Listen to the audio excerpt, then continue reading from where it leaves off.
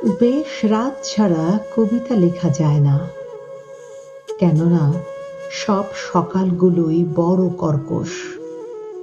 ভোরবেলা খবরের কাগজ ছুঁলে হাতে রক্ত লেগে যায়, মানুষের রক্ত। তার আগে চিলচিৎকার কিংবা কাকের ডাকে ঘুম ভাঙে। শহরে দোয়েল কিংবা টুনটুনি থাকে না।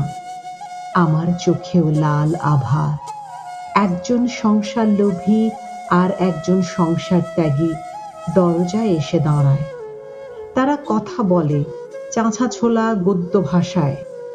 একজন সাপুরে আর একজন বাদরওয়ালা বসে থাকে রাস্তায়। দুপা এগোলেই হাঁ করে আছে 100টা দোকান। ট্রাম ও বাসের শব্দের কণামাত্র সুর নেই।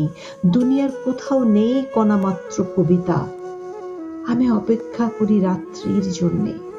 গভীর রাত, কোনো সঙ্গিনী না থাকলেও সেই রাত্রি হয়ে ওঠে নারীর মতন। আমাকে তার খোলা বুক দেখিয়ে আদর করতে ডাকে। প্রতিটি চুম্বনে জমে ওঠে বিন্দু বিন্দু কবিতা।